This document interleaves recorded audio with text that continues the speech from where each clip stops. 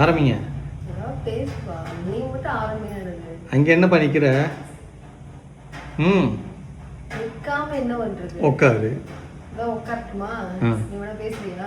உட்காரு. Full work எல்லாமே முடிஞ்சுல. இந்த வீடை ஷிஃப்ட் பண்றதுக்கு எவ்வளவு கேட்டாங்க? 15,000 ரூபாய். நீட் ஆரம்பிச்சுக்கோ. 15,000 ரூபாய் கேட்டாங்க. அதாவது ஏற்றிட்டு போய் அங்கே இறக்கிறதுக்கு 15,000 ரூபாய் கேட்டாங்க. எங்கள் வீட்டு பீரோ மகாராணி பீரோ சொன்னாலும் தெரியுங்களா? மகாராஜா மகாராணி பீரோ. அந்த பீரோ பார்த்தீங்கன்னா ரொம்ப ரொம்ப ஆசைப்பட்டு வாங்கினேன். அந்த பீரோ வந்து இந்த வீட்டில் ஏற்றும் போது பார்த்தீங்கன்னா இந்த வழியாக தான் வந்து இங்கே காட்டிடு. அந்த வழியாக தான் பார்த்தீங்கன்னா அப்புறம் எப்படி ஏற்றுறீங்க? கயறு கட்டி மேலே இழுத்தோம். மூணாவது மாடி நேரம் அப்படி 2 கையிலும் இப்படி பண்ணலாம். அதெல்லாம் கரெக்டாக இருக்கும். பார்த்தீங்கன்னா மூணாவது, அதாவது நாங்கள் இருந்த 2வது மாடி தான். அங்கேருந்து கீழேருந்து கயிறு கட்டி தான் மேலே எடுத்தாங்க. ஒரு 15 பேர் கிட்ட நின்று தான் ஏற்றுறது மேலே. அதுக்கு எவ்வளோ வாங்கினாங்க? 3000 ரூபா. 3000 ரூபா. அந்த பீரோ மேலே ஏற்றுறதுக்கு மட்டும் 3000 ரூபா வாங்கினாங்க. இப்போ நாங்கள் எப்படி திரும்ப இறக்கணும்? அது நான் வீடியோ எடுக்கல. இங்கேருந்து அந்த மாடிக்கு கொண்டு போயிட்டோம். அந்த மாடியிலேருந்து மேல் மாடி கொண்டு போய் அங்கேருந்து பக்கத்து வீட்டில் அந்த வழியாக வந்து கீழே இறக்கி கொண்டு வந்து வண்டியில் வச்சாங்க. அது யார் வச்சு நினைக்கிறீங்க? பசங்க ஸ்கூல் படிக்கிற பசங்க, 12th படிக்கிற பசங்க, 8th படிக்கிற பசங்க. ஆமாம், 8th 1 12th மொத்தம் ஒரு 6 பசங்க வந்தாங்க. அந்த பசங்க ஹெல்ப் பண்ணாங்க. இந்த வீடியோ அவங்களுக்கு பார்ப்பாங்கன்னு எனக்கு தெரியல. ஆனால் என்னன்னா, நாங்கள் அமௌண்ட் கொடுத்தோம். ஆண்டி நீங்கள் வந்து ஹெல்ப் தான் கேட்டீங்க. நாங்கள் அதுக்கு தான் வந்து நாங்கள் லேபருக்கு நாங்கள் பார்க்கல, நாங்கள் வந்து இங்கே வேலை செய்ய வரல. நீங்கள் ஹெல்ப் கேட்டீங்க, நாங்கள் ஹெல்ப் பண்ணியிருக்கோம். அதனால் வந்து எனக்கு காசில் எதுவும் வேண்டான்னு சொல்லி அந்த பசங்க 1 ரூபா கூட வாங்கலை. நாங்களே தான் வண்டி சாவி பிடிக்க வச்சுட்டு அந்த பசங்களுக்கு வந்து ஒரு 200 ரூபா மட்டும் கையில் கொடுத்து விட்டோம். ஏன்னா வாங்க மாட்டேன்ட்டாங்க. அவங்க வந்து ஜிபேவும் இல்லை. ஆனால் ஒரு சில பசங்க பார்த்தீங்கன்னா கையில் மொபைல் வச்சுருப்பாங்க. ஆனால் அந்த பசங்கிட்ட மொபைல் கூட இல்லையாட்டு இருந்திருக்குது. பட் அவங்ககிட்ட ஜிபே இல்லை, காசும் வாங்கலை. அவங்க தான் மொபைல் இல்லை. என் ஃபோன் வாங்கி தான் அடித்தாங்க. அப்படியா? மொபைலும் இல்லையா? 12th படிக்கிறவங்கிட்ட மொபைல் கிடையாது. பரவாயில்ல. இங்கே வந்து கிரேஸ் பார்க்க தான் படிக்கிறாங்க. உண்மையிலே தங்கம். ஏன்னா அந்த பசங்க யார்கிட்டவே ஃபோன் இல்லை. ஃபோன் இல்லாமல் அவங்க தூரம் ஹெல்ப் பண்ணிட்டு போனாங்க. ஒரு பேப்பர் கையில் வாங்கவும் போனாங்க. சரி, இதெல்லாம் ஏன் இப்போ பேசிட்டு இருக்கேன்னு சொல்கிறீங்களா? நீங்கள் எல்லா வேலையும் முடிஞ்சு இன்றைக்கி ஒரு லைவ் ஒன்று போட்டிருந்தேன். அக்கா இந்த வீடியோட ஹோம் டூர் காட்டுங்கன்னு சொல்லியிருக்கோம். இது வரக்கூடியவங்களுக்கு இது புது வீடாக இருக்கும். இப்போ நாங்கள் இருந்துட்டு போகிறதுனால இது எங்களுடைய பழைய வீடுன்னு சொல்கிறோம். பாய் பாய் சொல்கிறோம். இந்த வீட்டுக்கு வந்து எனக்கு ஒரு பாய் பாய் சொல்லிட்டு, இது எங்களுக்கு இந்த வீட்டில் வந்து பிடிச்ச இடம் எதுன்னு பார்த்தீங்கன்னா, இது வந்து ஃபர்ஸ்ட் ஃப்ளோரில் இருக்கும். இது வந்து ஃபர்ஸ்ட் ஃப்ளோரு. பார்த்தீங்கன்னா ஸ்டெப் வழியே இப்படி வந்தோடனே இப்படி திரும்பின உடனே நான் இந்த வீட்டுக்கான வீடியோ நான் போட்டிருக்கவே மாட்டேன். ஏன்னா அந்த ஹோம் டூர்லாம் போட்டிருக்கவே மாட்டேன். தெரியல, எனக்கு அந்த வீட்டுக்கு நாங்கள் போடணும்னு தோணலை. எல்லாருமே கேட்டே இருந்தாலும் பட் நாங்கள் போடலை. இப்போ நான் சொல்கிறேன், இந்த வீடு பார்த்தீங்கன்னா எனக்கு ரொம்ப ரொம்ப பிடிச்ச இடம் எதுனா எதுப்பா? இந்த நீ நிற்கிறிய எங்களுடைய பிடிச்ச என்னன்னு பார்த்தீங்களா? இவ்வளோ பெரிய உருவம். இவ்வளோ நாளாக நாங்கள் இருந்ததுல இதுதான் ஒரு குப்பை. இதுதான் குப்பை. நான் ஒரு குப்பை மாதிரி, அது ஒரு குப்பை. ஒத்துக்கிட்டேன். கரெக்டா சொல்லிட்டேன். என்ன ஒன்னே அதுக்குள்ள வைக்க முடியல. இதெல்லாம் வந்து குப்பை.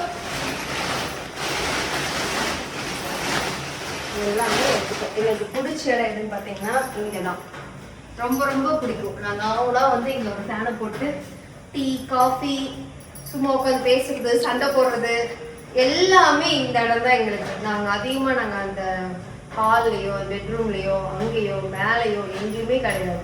இங்கே தான் நாங்கள் அதிகமாக இருந்திருக்கோம். ஆமாம்மா, இந்த இடத்த நான் உண்மையிலே கண்டிப்பாக சொல்கிறேன், மிஸ் பண்ணுவேன்.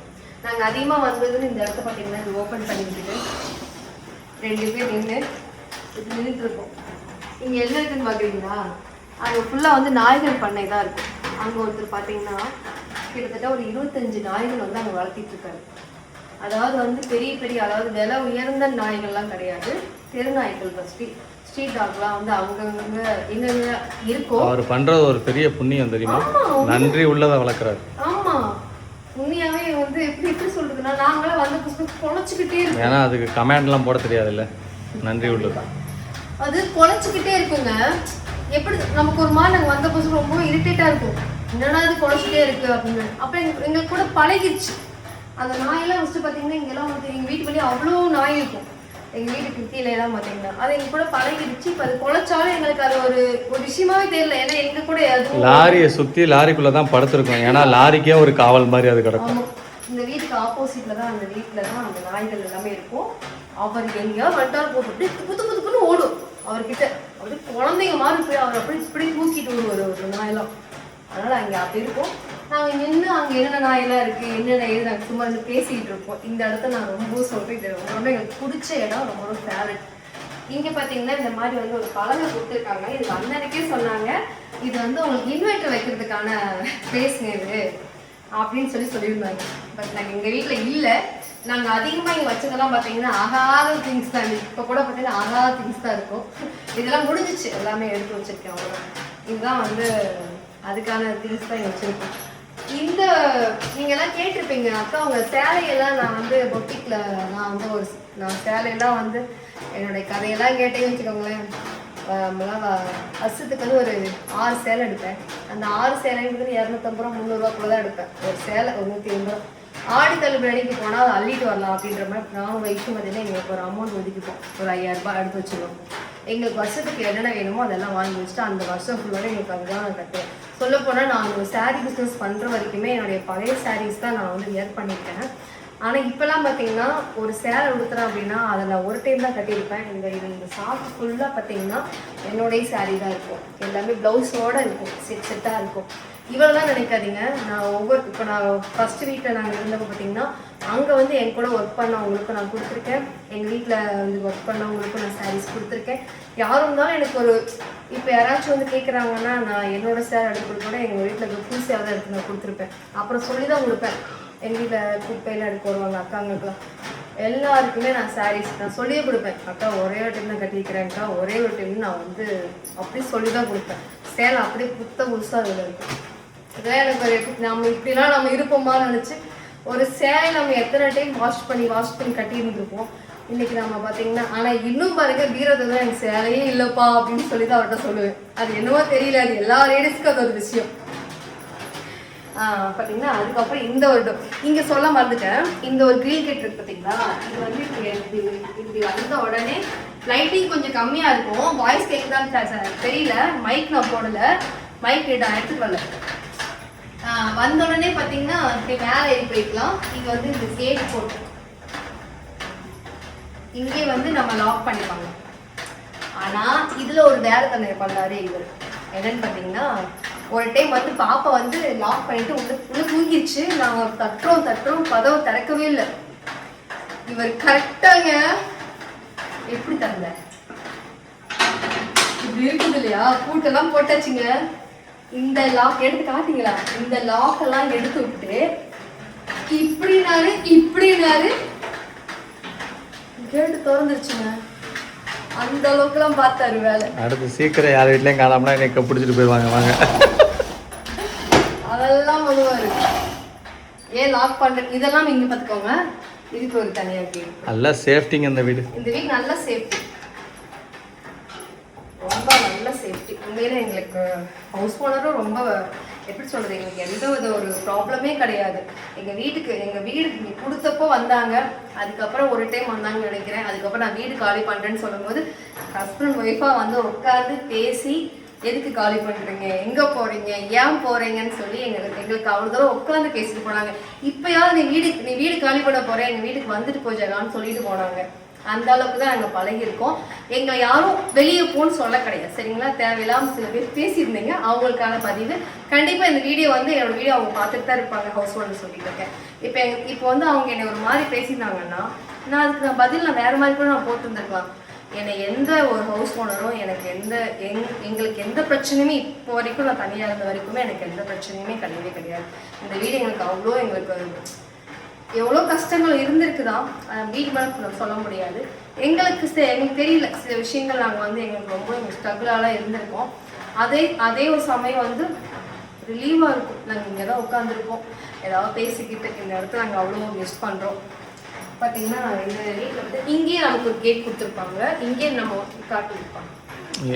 இப்போ எடுக்க முடியாது, ஏன்னா இங்கே இது வச்சுருக்கோம். இந்த ஒரு கேட் இருக்கும், இதுவும் வந்து லாக் பண்ணிப்பாங்க.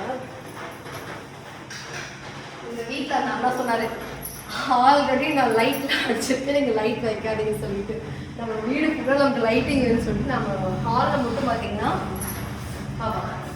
ஹாலில் மட்டும் 1 2 3 4 5 லைட் நம்ம போட்டிருக்கோம். இங்கே அண்ணா வந்து எத்தனை போட்டிருக்காங்கன்னு தெரியல, என்ன போடுற 2 விட்டுலாம் போய்ங்க. Hall 2 light. இங்கே பார்த்தீங்கன்னா எங்களுக்கு ரொம்ப பிடிச்ச இடம் பார்த்தீங்கன்னா இன்னொன்று பார்த்தீங்கன்னா இந்த சாமி இடம் தாங்க. எங்கள் வீட்டில் எல்லா இடத்துலையும் பார்த்தீங்கன்னா நாங்கள் எடுத்துகிட்டு போனோம், இங்கே இருக்குது எல்லாமே எடுத்துட்டேன். மீதி லாஸ்ட்டாக கொஞ்சம் எண்ணாதனால தனியாக எடுத்து வச்சுருந்தேன். இந்த இடம் தான் பார்த்தீங்கன்னா சாமிக்காக தனியாக வச்சுருந்தாங்க. நல்ல கபோர்டு நல்லா சேஃப்டியாக கொடுத்துருப்பாங்க, நீட்டாக இருக்கும். சின்ன ஒரு ஹாலில், ஏன்னா அந்த அவங்க ஃபஸ்ட்டு இங்கே இருந்த வீடு, அதனால் அவங்க இந்த அளவுக்கு பார்த்து பண்ணியிருக்காங்க. இங்கே வந்து ஒரு நமக்கு இங்கே நான் வந்து அந்த பூஜைக்கான திங்ஸ் எல்லாமே இங்கே கிட்ட வைப்பேன், இங்கே தான் வச்சுருந்தேன். பூஜைக்கான திங்ஸ் எல்லாமே இங்கே தான் வச்சுருந்தோம். அதுக்கப்புறம் பார்த்தீங்கன்னா இங்கே வந்து லைட் நிறையா போட்டிருந்தேன். பட் இப்போதைக்கு அவங்க ஆல்ரெடி ஒரு லைட் விட்டுருந்தாங்கன்னா ஒரு லைட் விட்டுருக்கோம். ஹெல்மெட் வந்துட்டு பார்த்தியா. இது வந்து ஒரு பெட்ரூம். இங்கேயும் பார்த்தீங்கன்னா ஃபுல்லாக வந்து இந்த மாதிரி கொடுத்துருந்தாங்க. எல்லாரும் புது வீட்டு தான் ஓப்பன் பண்ணி காட்டுவாங்க. எங்கள் வீட்டை விட்டுட்டு போகிற வீட்டு நாங்கள் வந்து சொல்லி நாங்கள் காட்ட போகிறோம். அதே மாதிரி பார்த்தீங்கன்னா ஃபுல்லாக செல்ஃப் ஃபுல்லாக பார்த்தீங்கன்னா இந்த மாதிரி வந்து கபோர்ட் போட்டு அடித்து ரொம்ப பர்ஃபெக்டாக கொடுத்துருப்பாங்க.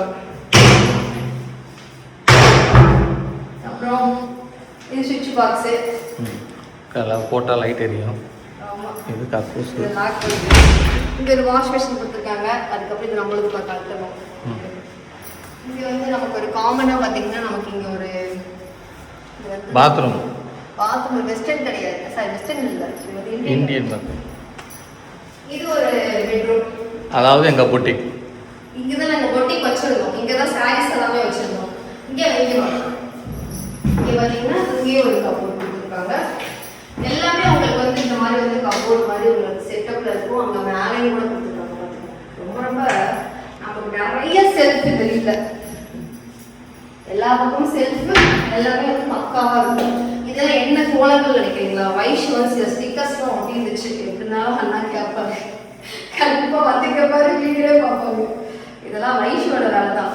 நிறைய ஸ்டிக்கர்லாம் ஒட்டிச்சு, எப்படி பெயிண்டிங் பண்ணுவாங்க. நாங்கள் அதிகமாக அந்த விண்டோ திறக்கவே மாட்டோம்.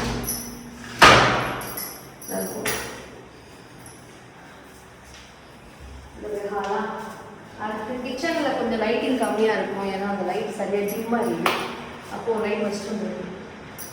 இங்கே தான் நாங்கள் ஃப்ரிட்ஜு வச்சுருந்தோம். இங்கே லைட்டிங் கம்மியாக இருக்கும். நான் இங்கே தான் ஃப்ரிட்ஜு வச்சுருந்தோங்க. ஃபஸ்ட்டு நாங்கள் வாஷிங் மிஷின் தான் வச்சுருந்தோம். கீ வீடு மட்டும் இருக்கும்போது. ஆமாம், கீழ் வீட்டில் வந்து நாங்கள் வாஷிங் மிஷின் வச்சுருந்தோம். அதுக்கப்புறம் வந்து மேல் வீட்டு நாங்கள் எடுத்தோம். அதுக்கப்புறம் தான் அந்த வாஷிங் மிஷின்லாம் மேலே போயிடுச்சு. இங்கே வந்து ஃப்ரிட்ஜு வச்சுருந்தோம். இது வந்து பார்த்தீங்கன்னா நமக்கு வெஸ்டர்ன் டாய்லெட் வச்சு, ஆனால் ஒரு ஆள் தான் உள்ளார போக முடியும், 2 பேர் எல்லா பாத்ரூம்லயும் ஒரு ஆள் தாண்டி போக முடியும். போன உடனே டக்குன்னு திரும்புற மாதிரி இருக்கும். ரொம்ப ஸ்பேஸ் அதிகமா இருக்காது, ஓப்பன்ல காட்ட முடியாது. ஸ்பேஸ் அதிகமா இருக்காதுன்னு சொல்றதுதான் அந்த அளவுக்கு சொல்லிட்டேன். ஒரு ஆள் தான் நிக்கிற அளவுக்கு தான் அந்த இடம் இருக்கும். இது கொஞ்சம் ரொம்ப வயசானவங்க யாராச்சும் இருந்தாங்கன்னா அவங்களுக்கு இது ஓகேவா இருக்கும். அதிகமா யூஸ் பண்ண ஜெகா நான் உள்ளே போக மாட்டேங்க. இது லைட்டிங் இருக்கா தெரியல. பட் இது வந்து கிச்சன் சின்னதா இருந்தாலும் அடக்கமா இருக்கு. பாருங்க, இது ஃபுல்லா பாருங்க. இது வந்து செல்ஃப் கொடுத்துருக்காங்க, ஃபுல்லாக செல்ஃப் கொடுத்துருக்காங்க உங்களுக்கு. சரிங்களா? அதுக்கப்புறம் இங்கே அது மேலே ஃபுல்லாக பார்த்தீங்கன்னா உங்களுக்கு கபோர்டு ஃபுல்லாக அவங்களுக்கு வந்து இந்த மாதிரி கொடுத்துருப்பாங்க. அதே மாதிரி இங்கேயும் கொடுத்துருக்காங்க, இங்கேயும் உங்களுக்கு கொடுத்துருக்காங்க. அதே மாதிரி பார்த்தீங்கன்னா உங்களுக்கு கீழே எல்லாம் பார்த்தீங்கன்னா உங்களுக்கு இந்த மாதிரி செல்ஃப், உங்களுக்கு நிறைய உங்களுக்கு செல்ஃப் இருக்கும். இதுக்குள்ள நாங்கள் வந்து நாங்கள் வந்து இல்லை, எல்லாரும் அதுக்குள்ளே சிலிண்டர் வைக்கணும். இதில் நாங்கள் வெங்காயம் கூடயும் அரிசி வச்சுட்டு இருந்தோம் உள்ள. ஓகேவா? அதாவது நல்லா வந்து சமைச்சு சூப்பராக இருக்கலாம் அப்படிங்கிறவங்களுக்கு ஏற்ற வீடுங்க அது. ஓகேங்களா? இந்த கபோர்டு எல்லா பக்கமும் நமக்கு வந்து கொடுத்துருக்காங்க. இங்கே விண்டோ இருக்கு. அதிகமாக நாங்கள் இன்னொரு சொல்ல மாதிரி நாங்கள் 2 பேரும் இங்கே தான் நின்று இங்கே தான் நிற்போம். சமைச்சிட்டு இங்கே வேடிக்கை பார்த்துட்டு அங்கே 4 பேர் நின்றுருப்பாங்க. அவங்கள பற்றி பேசிட்டு கமெண்ட் பண்ணிக்கிட்டே நாங்கள் சமைச்சிட்டு இருப்போம். ஏப்பா இங்கே நின்று இங்க சமைக்கிறது காலையிலே கவர்மெண்ட் கூட்டணி கட்சி போட்டுருவாங்க ஒரு 4 பேர். ஆமா அங்கெல்லாம் இருப்பாங்க. பேசிக்கிட்டே நாங்க இங்க எங்க வேலைகள் பார்த்துட்டு இருப்போம். ரொம்ப நல்லா இருக்கும். இந்த இடத்துல நான் ரொம்ப ரொம்ப மிஸ் பண்றேன். Okay bye. இது வந்து வாஷ் பேஷன் சொல்லலையே. இங்கதான் நாங்க தண்ணி நிறைய வரும். இங்கே தான் அதிகமாக பாத்திரம் கழுவும். ஜெகா அதிகமாக நின்ன இடமும் இதுதான். அப்புறம் பாத்தீங்கன்னா ஒரு டைம் வந்து இந்த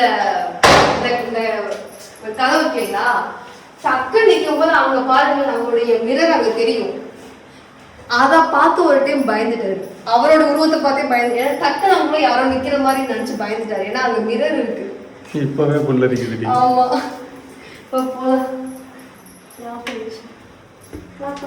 இங்கேயும் பாத்தீங்கன்னா உங்க கிச்சனுக்கு பாத்தீங்கன்னா